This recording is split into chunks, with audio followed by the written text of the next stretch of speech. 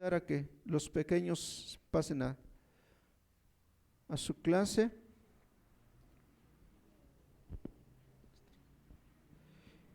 Y bueno, pues a las personas que abren su internet, su celular o su computadora, bienvenidos, nos da gusto saludarle. Un día muy especial para nosotros como cristianos. Y damos gracias a Dios por su vida. Quiero hacer una oración antes de iniciar. Padre, Señor de la gloria, ante tu presencia nos acercamos, mi Dios, para decirte gracias, Padre. Gracias, Señor, por ese grande amor, por lo que no valía. Gracias, Señor, porque tú pusiste los ojos en el pecador, en el enfermo, en el necesitado, en el agobiado, el que no tenía ninguna esperanza. Y hoy esa esperanza se llama Cristo Jesús, Señor nuestro. Gracias, Dios, por aquellas personas que puedan escuchar este mensaje. Yo pido, Señor, que tú abras nuestro entendimiento, nuestro corazón. Quita todo lo que estorbe, todo lo que no te agrada, Señor, todo lo que pudiera interferir, para que esta mañana podamos venir ante tu presencia y decirte: bendito eres, Dios eterno. Te adoramos y reconocemos tu grande amor y tu misericordia. Gracias, Padre, en el nombre poderoso de Cristo Jesús. Amén. Tomen asiento.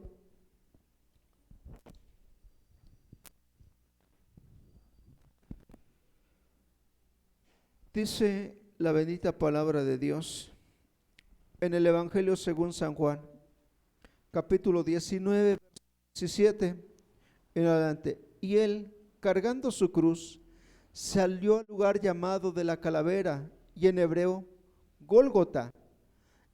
Le crucificaron, y con él a otros dos, uno a cada lado, y Jesús en medio. Escribió también Pilato un título que puso sobre la cruz, el cual decía: Jesús Nazareno, Rey de los judíos.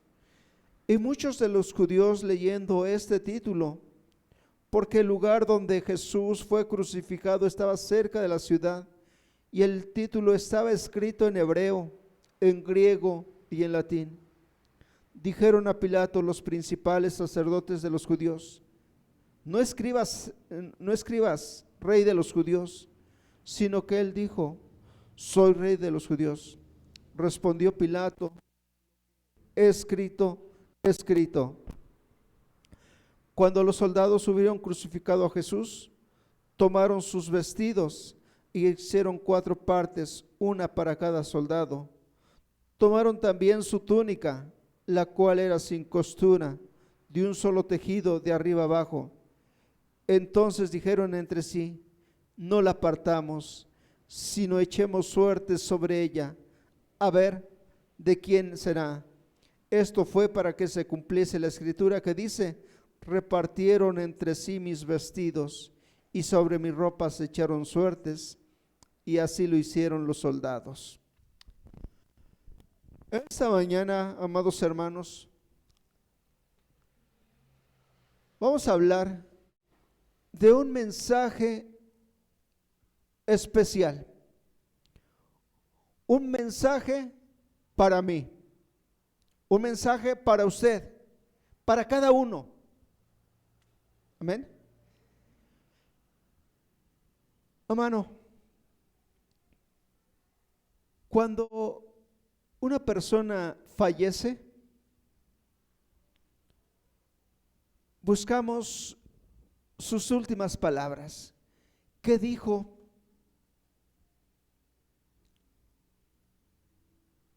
¿Cómo lo dijo? ¿Por qué? Son muchas preguntas que nos hacemos, ¿verdad? Seguramente usted ha perdido a algún familiar y le gusta recordar ese momento final de esa persona. A lo mejor, hermano, acercó a todos y cada uno de sus familiares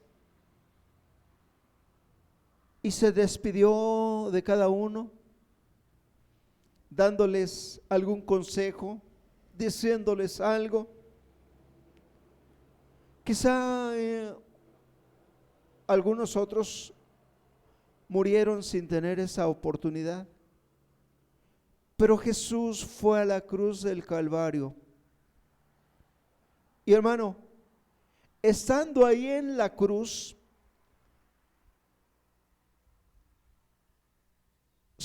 pronunció 7 frases,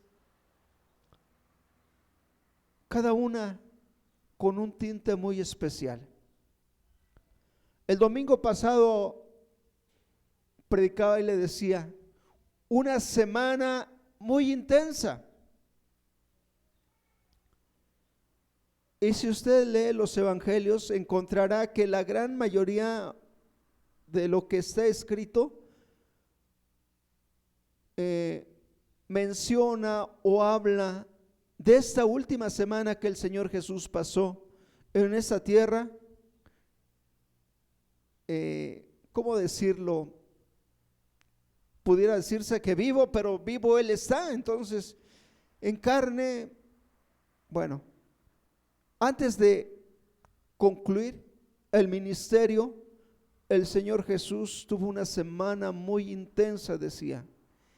Y esa intensidad se acrecenta a partir del día jueves. El día jueves se reúne con sus discípulos para comer la Pascua. Ahí establece lo que nosotros ahora celebramos como la cena del Señor. ¿Ven?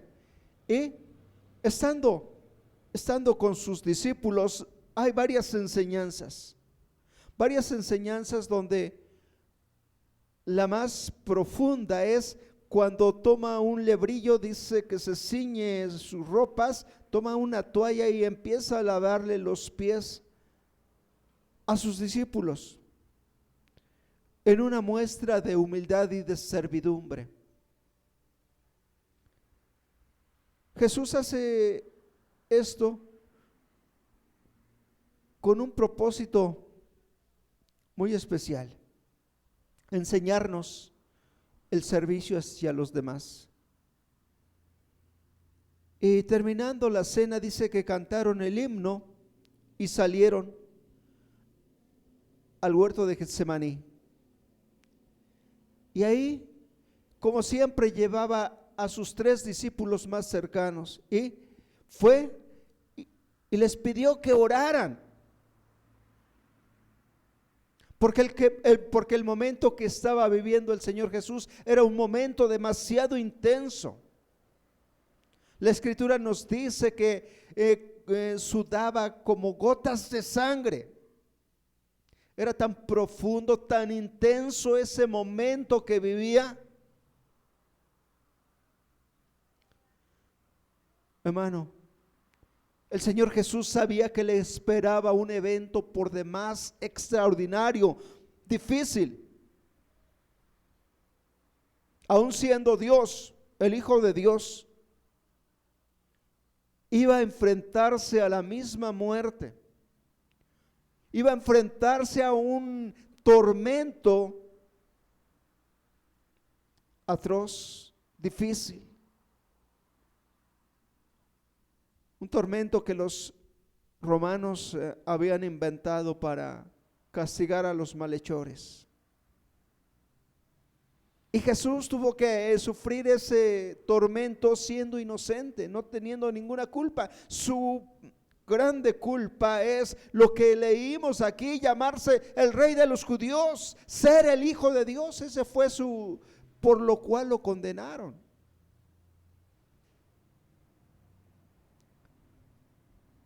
Pero hermano, fue a orar al Getsemaní y ahí, después de haber orado, lo aprendieron. Y desde ese momento empezó, o se acrecentó, mejor dicho, el tormento. Lo enjuiciaron, lo golpearon, y algunas ocasiones vemos películas, vemos algún documental, y lógico, son actuados. El golpe es leve, con cuidado para no lastimar, pero los azotes que le dieron al Señor fueron sin piedad. Y pasó toda la noche de un lugar para otro, yendo con Poncio, estando con Herodes, y al final es condenado a muerte. Esa mañana lo llevaron al monte de la Calavera, y ahí dice que fue crucificado junto con otros dos malhechores. Y ahí en ese momento es donde el Señor Jesús inicia estos 7 mensajes, 7 frases, que en cada una de ellas, hermanos, seguramente estaba usted y estaba yo. Un mensaje que llega para cada uno de nosotros. ¿Cuál es el que le toca a usted? ¿Cuál es el que me toca a mí? Mire, vamos a Lucas, el Evangelio según San Lucas, capítulo 23, en el versículo 34.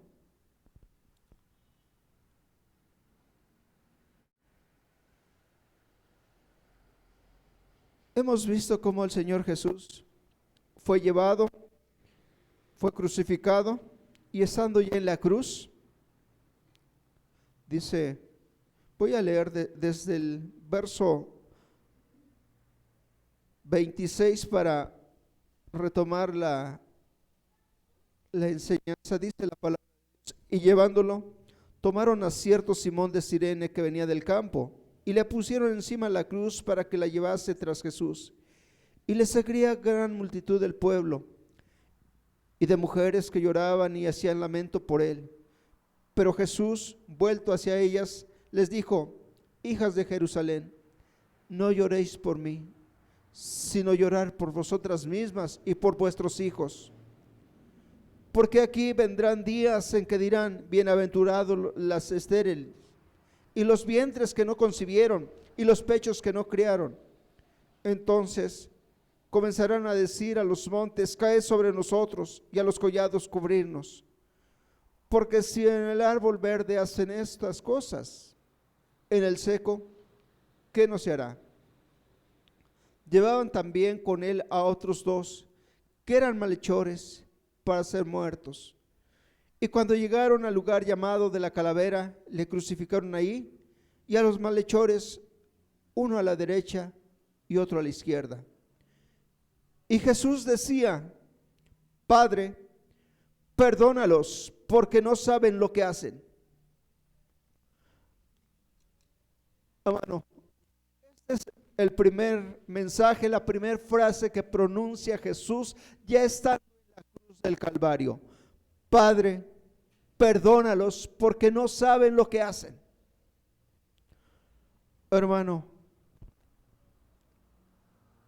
no sé cuán vengativo sea usted, ni lo quiero averiguar,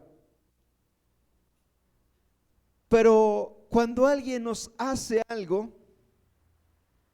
buscamos la forma de desquitarnos, buscamos la forma de hacer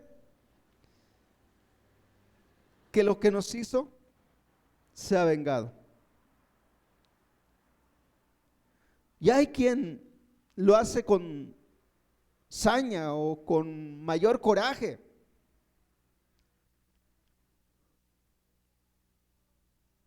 El Señor Jesús fue golpeado,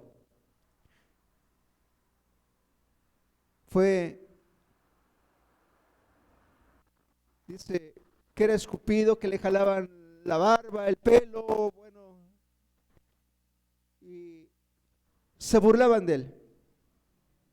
Y ya estando en la cruz, pronuncia esta frase: Padre, perdónalos, porque no saben lo que hacen. Qué importante es, hermano, el perdón.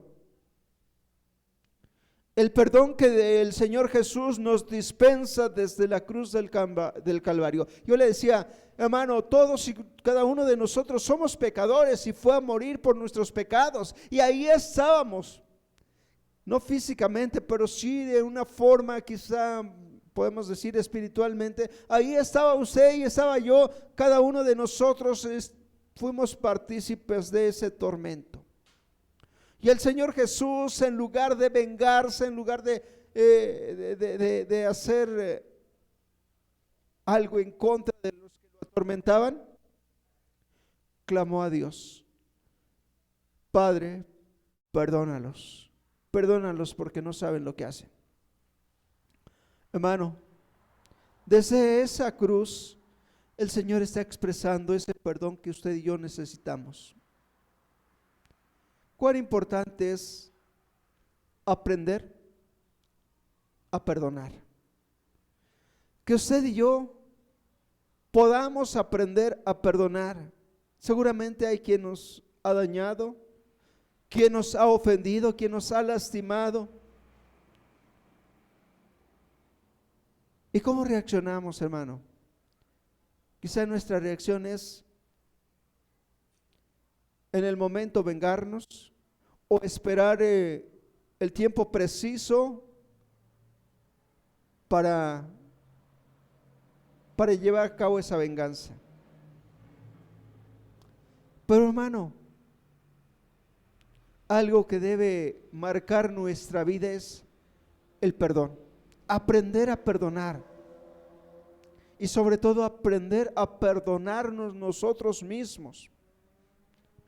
Y, hermano, algo especial: recibir el perdón que viene de parte de Dios. El Señor está clamando: perdónalos. Y, hermano, ¿cuántas cosas que usted ha hecho, que yo he realizado y que no nos perdonamos? Quizá ha habido alguna situación que ha cambiado el rumbo de nuestra vida y que a través de este evento ha traído, ¿cómo decirlo?, consecuencias muy graves. Una decisión que usted tomó y que esa decisión que tomó afectó a muchos.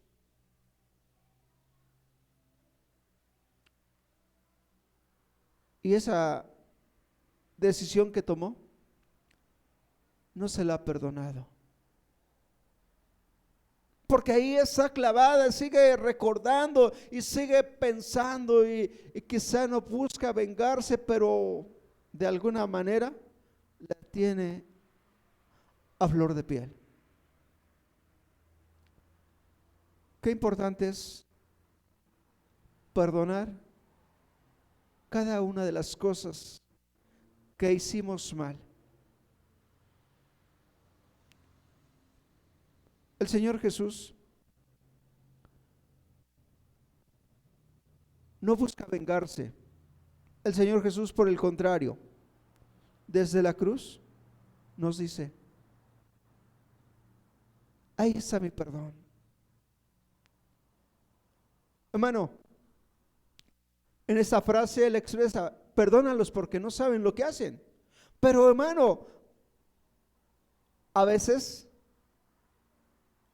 hoy, ya no hay ignorancia en nosotros. Ya no hay desconocimiento. Y aún así, lo hacemos. Cuidado. Cuidado con lo que buscamos, porque el Señor sí tiene misericordia de nosotros, pero muchas veces nosotros nos aferramos a seguir metidos en el pecado, a no querer salir de ahí. Hermano, por eso esta mañana debemos aceptar ese perdón que viene de parte de Dios, ese perdón que el Señor nos está dispensando, ese perdón que va a traer paz a nuestro corazón. Ahí mismo en el Evangelio según San Lucas,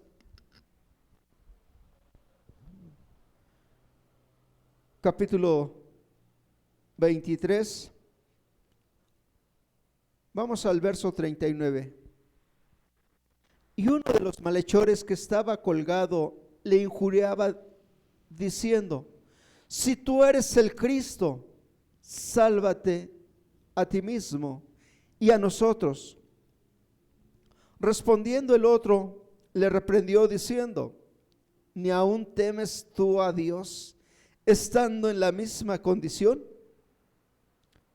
Nosotros, a la verdad, justamente padecemos, porque recibimos lo que merecemos, lo que merecieron nuestros hechos, mas este ningún mal hizo. Y dijo a Jesús: acuérdate de mí cuando vengas en tu reino.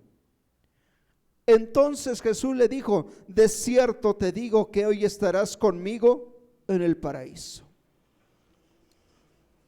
Qué gran promesa recibe este hombre que reconoce su condición de pecador.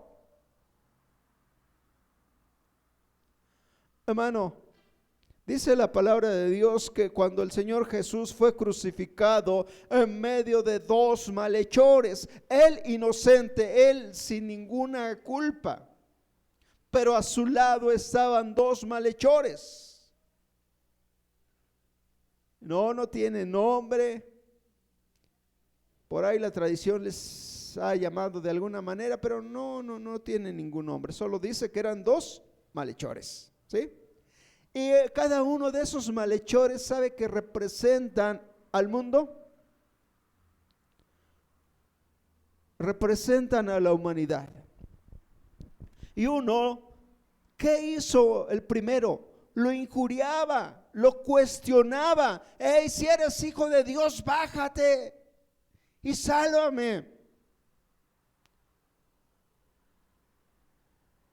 Parte de la humanidad, hermano,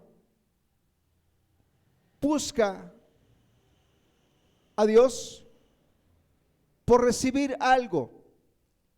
Si eres Dios, dame. Si eres Dios, cambia mi situación. Si eres Dios, haz esto por mí.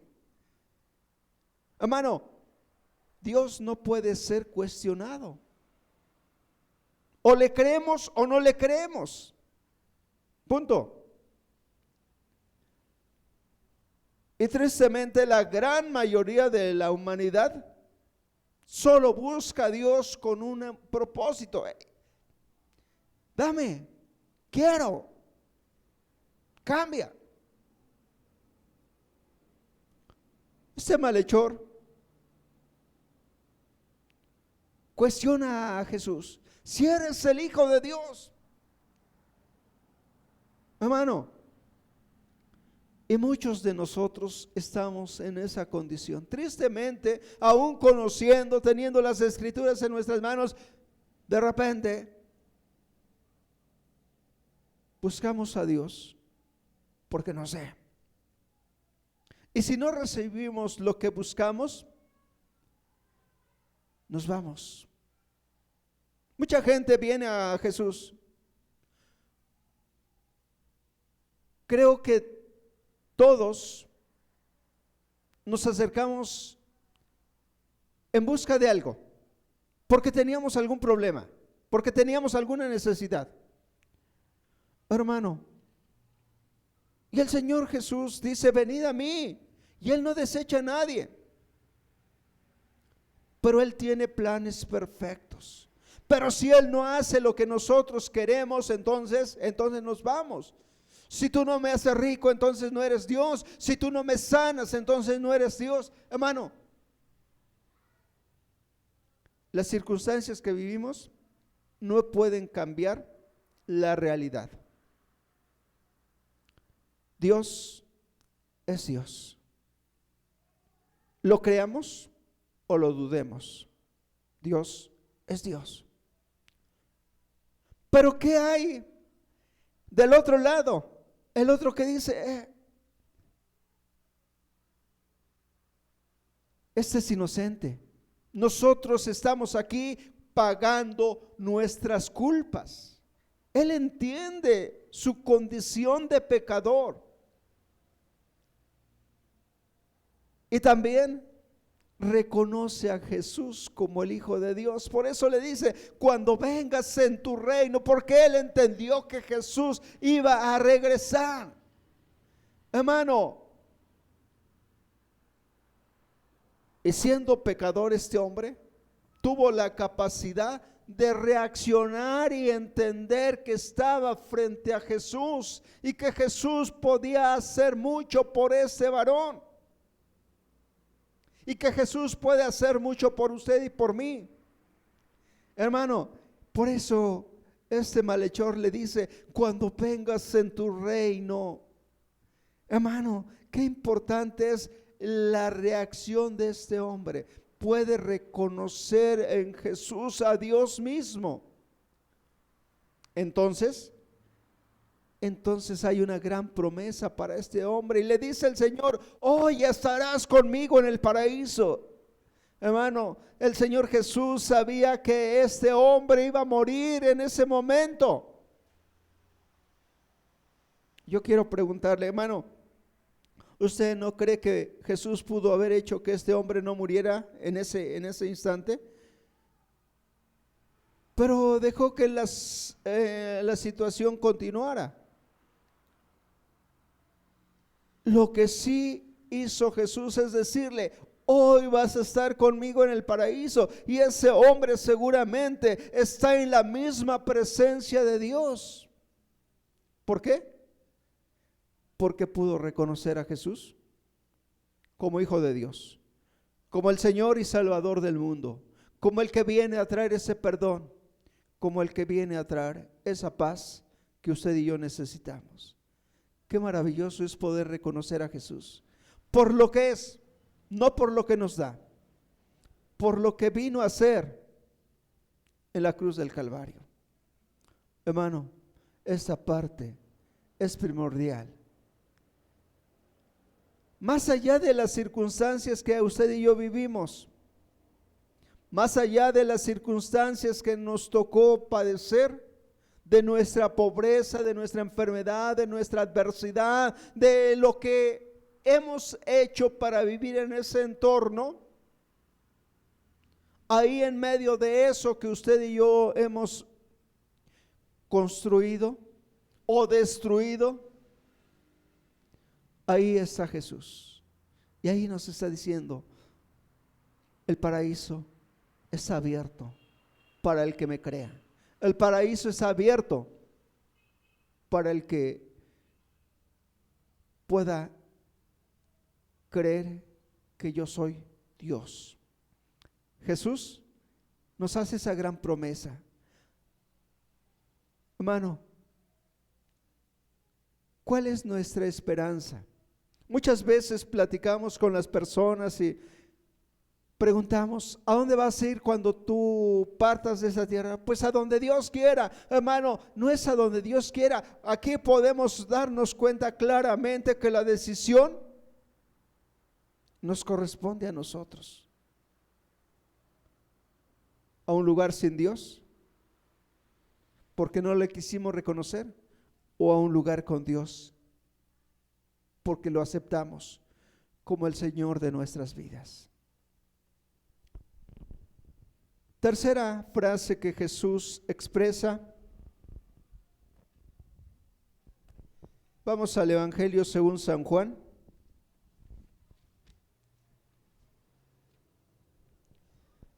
Evangelio según San Juan, capítulo 19. Y aquí, hermanos, pareciera estar fuera de todo orden, pero mire, vamos a leerlo primero. San Juan capítulo 19, versos 26 y 27.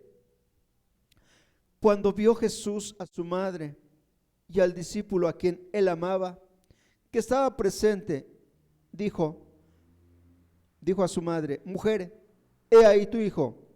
Después dijo al discípulo: he ahí tu madre. Y desde aquella hora el discípulo recibió en su casa. La tercera frase, amados hermanos, tiene que ver con la familia. Y tiene que ver con la gratitud. Hermano,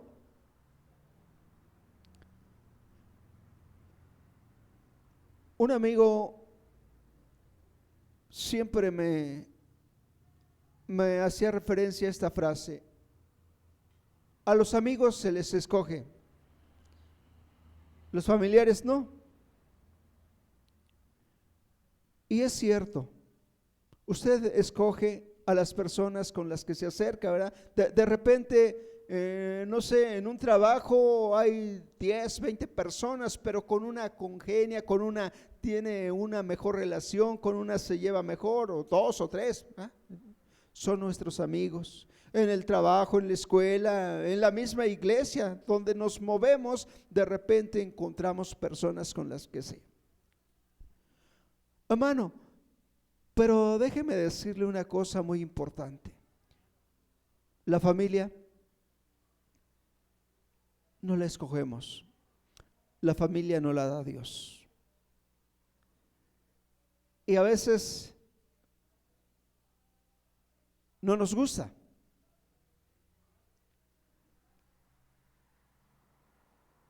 Por ahí, de repente, una hermana siempre dice: no, pues hubiera querido ser hija de Slim o hija de señor que hizo las computadoras. Y, bueno, alguien importante, ¿no? A lo mejor algún niño quisiera ser hijo de algún deportista, de algún artista famoso, no sé, alguien. Pero Dios designó la familia en la cual usted y yo estamos.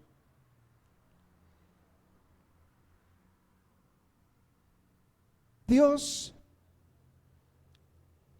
cuando, ¿cómo explicarlo? Cuando el Señor Jesús vino a esta tierra, puso los ojos en una jovencita, en una doncella, en María. ¿Qué atributos le vio Dios? ¿Qué cualidades? Debió haber sido una persona especial, pero al fin y al cabo era una persona que al principio dijimos, como todos. Cuando María dialoga con el ángel, dice: he aquí tu sierva. Entonces nos damos cuenta quién es María, una mujer, una persona con todas las limitaciones. Y Jesús, estando en la cruz, hermano, ¿cuántas cosas pudieron venir a su mente en ese instante? Recordar esos momentos tan especiales donde María en su regazo tenía a ese bebé, donde lo cubría del frío, del calor, bueno, todo lo que Jesús necesitó como bebé. María estuvo dispuesta a darlo y a estar atenta. ¿Cuántas mujeres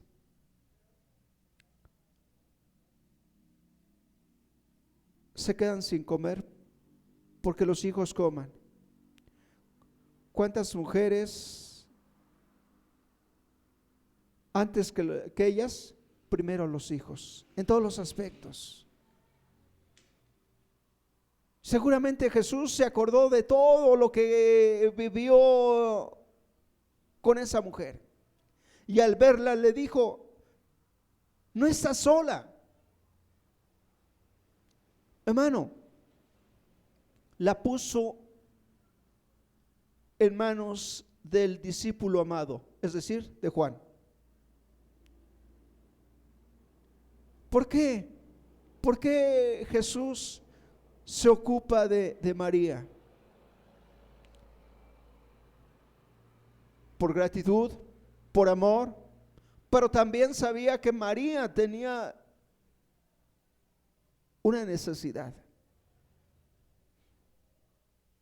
Cuando Jesús fue presentado en el templo, dice que Simeón profetizó que el alma de María iba a ser traspasada por una espada, que iba a ser herida, que iba a sufrir.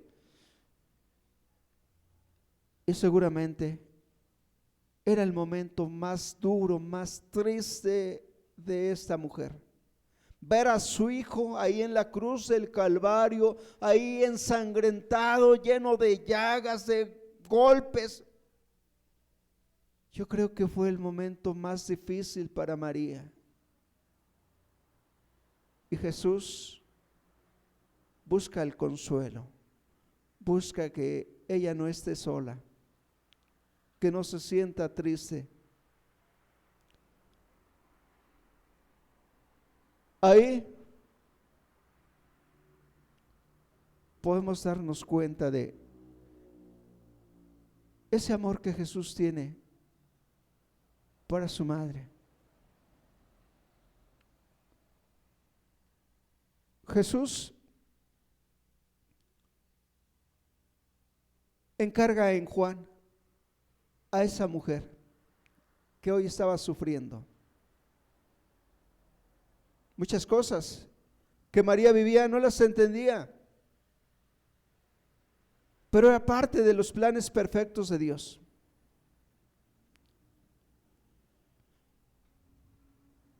¿Cuántas mujeres sufren como madres?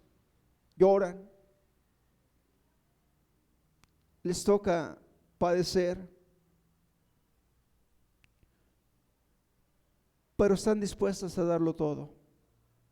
Jesús, en ese espacio que hace para acordarse de la familia, para decir que, hermanos, esa mujer necesitaba de un apoyo. Y nosotros sabemos que la palabra de Dios nos enseña que María tuvo más hijos. Pero ¿por qué se le encarga al discípulo amado? ¿Por qué a Juan? No nos especifica la palabra de Dios, pero sí entendemos que, hermano, Juan se hizo cargo de esta mujer. Qué importante es, hermano, el papel que los hijos desempeñan. Y a veces es difícil, a veces cuando los padres ya son viejos, cuando los padres les cuesta trabajo ya coordinar, muchas cosas se les olvidan, no escuchan, no ven bien, muchas dificultades. Y de repente los viejos se vuelven un estorbo. Hermano, el Señor desde el principio de las Escrituras nos enseña que a los padres hay que honrarlos. Y es difícil, porque cuando queremos caminar o cuando queremos hacer que un anciano camine a nuestro ritmo o al ritmo de un joven, ya no se puede, ¿verdad? Y ahí, cuando queremos que un anciano escuche, cuando queremos que vea, no nos ponemos o no nos bajamos a su altura para entender que ahora tiene dificultades, que ahora ya no es lo mismo, que ahora las fuerzas se van agotando. Jesús se ocupa de esta parte donde la familia es primordial. Y Juan obedeció lo que el maestro le dijo. Le encargó a su madre y él cuidó de ella. Hermano, qué importante es el cuidado de la familia, el cuidado de los viejos. Pasemos a la cuarta frase. Vamos al Evangelio según San Mateo.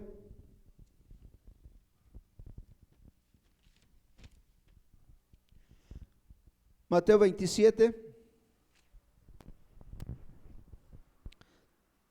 Y aquí en este versículo 46,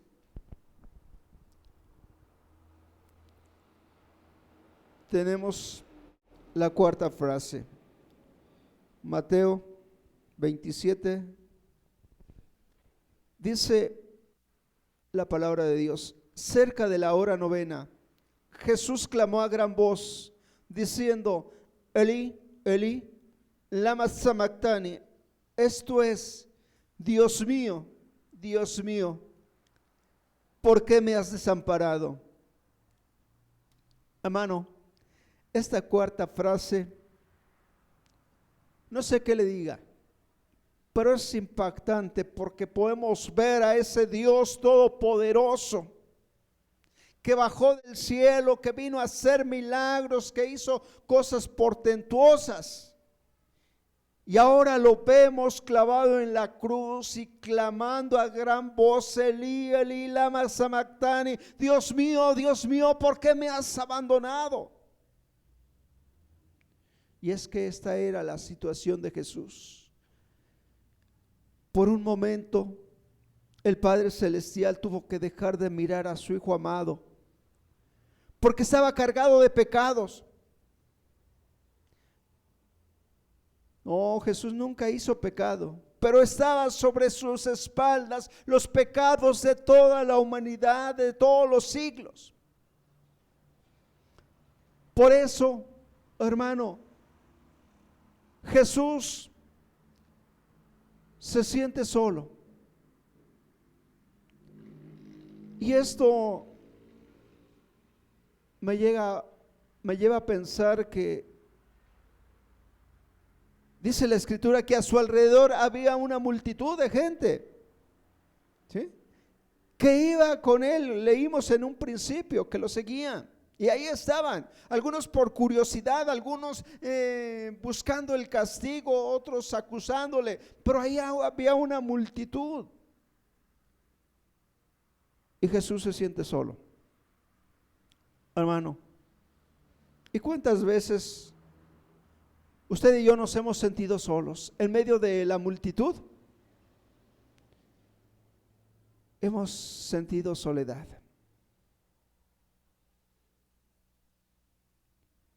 Porque lo que estamos viviendo es difícil. Porque lo que estamos pasando, nadie nos puede entender.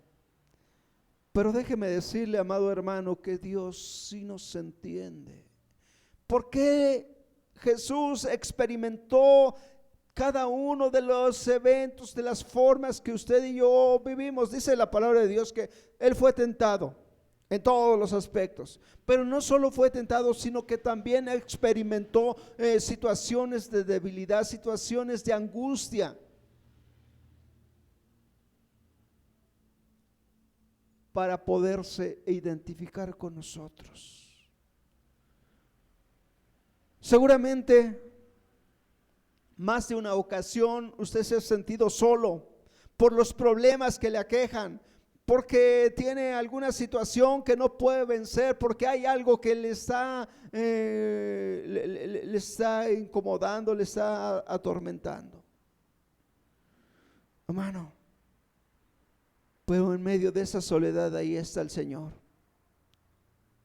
Mire, cuando Jesús ascendió a los cielos, dijo que Él siempre estaría con nosotros. Todos los días hasta el fin del mundo. Y algo muy especial que Jesús hizo, hablando con sus discípulos, les decía que no los iba a dejar solos, que iba a enviar al Consolador, al Espíritu de verdad, y que Él iba a estar con nosotros. Y Él está con nosotros, hermano, en medio de esos problemas y de esa soledad, de esa tristeza, de esos momentos en que nadie nos entiende, en que el amigo más fiel nos da la espalda, en que aquella persona que siempre había prometido que nos iba a cuidar, que nos iba a apoyar, ahora nos dice: no puedo, no tengo tiempo. Pero hermano, Jesús siempre tiene tiempo. Jesús siempre puede.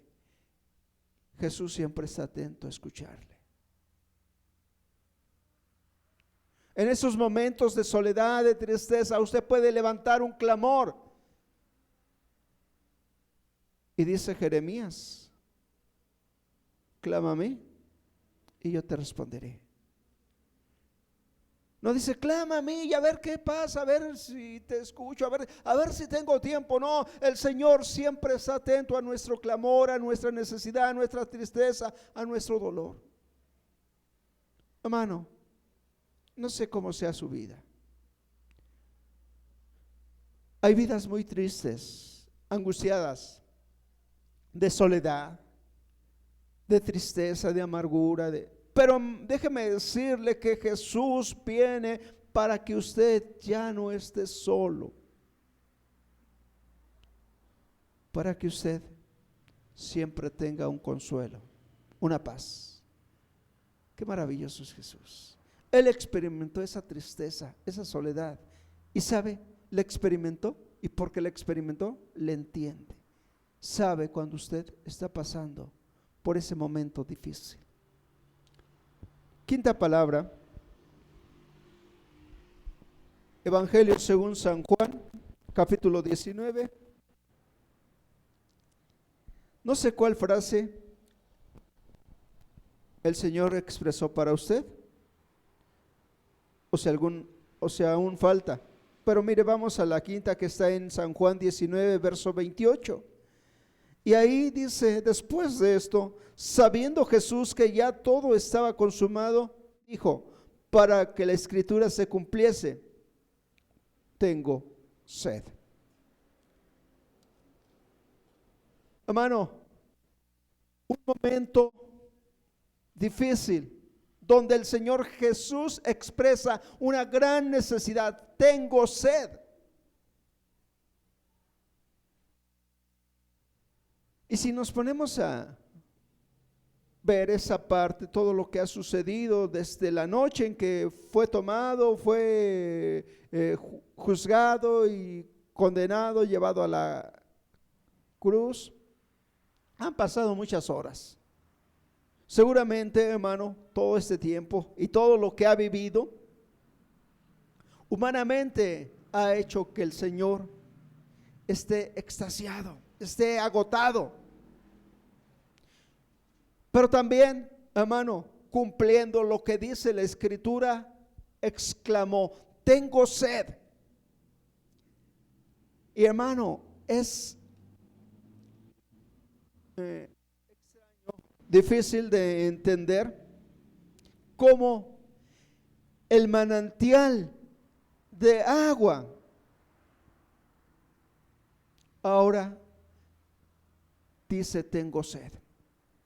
Y seguramente recordará ese pasaje del capítulo 4 de Juan, donde el Señor Jesús se encuentra con una mujer pecadora, la mujer samaritana, que iba al pozo a traer agua a horas no acostumbradas, para no encontrarse con nadie, porque su vida era por demás difícil.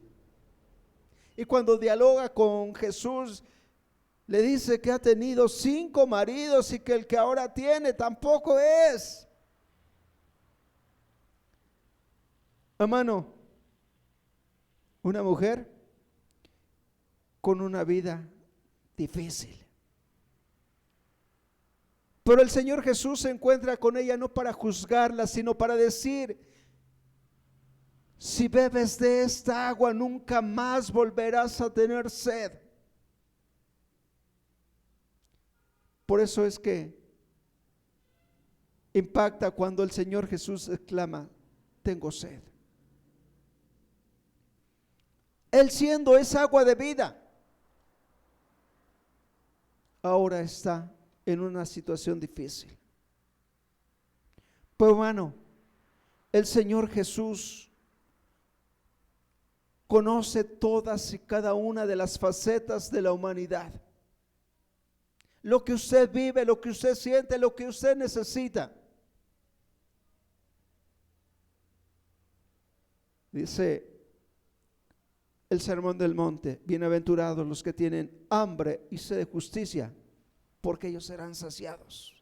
El Señor derrama, Él es esa fuente de vida, esa agua viva. Dice ahí mismo en el Evangelio según San Juan, dice: el que cree en mí, de su interior correrán ríos de agua viva. Es paradójico que Él, siendo la fuente de agua, tenga sed. Pero fue un momento tan especial donde el Señor Jesús experimentó esa sed, esa necesidad que de repente usted y yo tenemos. ¿Cuál es su necesidad, hermano, hermana? ¿Cuál es esa situación que usted tiene y que le apremia? A lo mejor, como dice, tiene sed de justicia. ¿Sabe que el Señor es el que hace justicia por nosotros? Hermano, cada evento que el Señor Jesús vive y expresa aquí en estos pasajes son para hacernos entender que Él nos conoce y que Él es esa fuente de agua. Jesús tuvo sed. La Escritura nos enseña que le acercaron vinagre, no lo quiso tomar. Pero también nos deja ver que cada parte de lo que Él expresa fue para que la Escritura se cumpliera, que no quedara nada. Y vamos a la sexta palabra que está en Juan 19:30. Cuando Jesús hubo tomado el vinagre, dijo: consumado es. Hermano, la sexta palabra, la sexta frase es muy corta: consumado es. Esto me habla de que la obra de Jesucristo estaba terminada cuando ahí en la cruz del Calvario dice que le dieron a beber vinagre, porque también lo expresa la Escritura. Ahí expresó: consumado es. Todo está terminado, no hace falta nada, está todo perfectamente. Lo que el Señor Dios Todopoderoso le encargó desde el principio de la fundación del mundo, el Señor Jesús lo cumplió a pie de la letra, sin faltar absolutamente nada. Por eso Él pudo expresar: consumado es, está terminado. Hermano, la obra de Jesucristo es perfecta, no le falta nada. Por ahí hay quien de repente busca ponerle, busca hacer. Les hablamos de Cristo y dicen: eso es todo, sí, eso es todo. Y no tienes que hacer nada, porque todo ya lo hizo el Señor Jesús en la cruz del Calvario. Él dijo: consumado es, está todo terminado.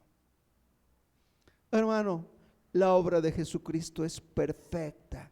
No le falta nada, no tenemos que ponerle, no tenemos que agregarle nada. Todo fue perfectamente trazado y el Señor lo cumplió cabalmente, sin faltar absolutamente nada. Consumado es. La obra de Jesús en la cruz del Calvario estaba terminada. Hermano, por eso nuestra salvación es perfecta. No hace falta nada, solo creer. La única cosa que usted y yo tenemos que hacer es creer que Jesús murió en la cruz del Calvario, creer que Jesús pagó por mis pecados, creer que Jesús es mi Señor y Salvador. Consumado es, todo está terminado. Hermano, vamos a la última palabra y regresemos a Lucas.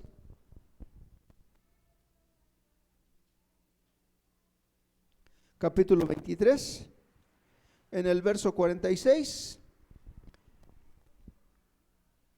Entonces Jesús, clamando a gran voz, dijo: Padre, en tus manos encomiendo mi espíritu. Y habiendo dicho esto, expiró. Dijimos que la frase anterior fue: consumado es. Todo estaba terminado. Ahora se da cuenta de que llegó el momento tan crucial. La muerte de Jesús. Hermano, yo quiero aseverarle, quiero recalcar que Jesús murió. Amén. Jesús murió. No solo se desmayó, no fue una actuación, ni mucho menos. Jesús murió. Y si le recalco esto es para decirle que Jesús se levantó de la tumba. Pero bueno, eso lo dejamos para el domingo. Pero cuando el Señor Jesús vio que todo ya estaba consumado, expresó esta frase tan especial: Padre, en tus manos encomiendo mi espíritu. No hay mejor lugar que estar en las manos de Dios. Podemos acercarnos a cualquier religión. Y yo les he dicho, hay muchas religiones y todas son buenas, todas tienen algo de bueno y de bonito, pero ninguna sirve.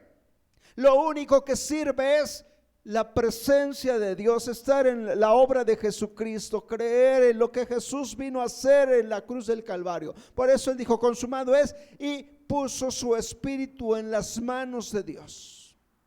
Hermano, ¿en dónde podemos estar?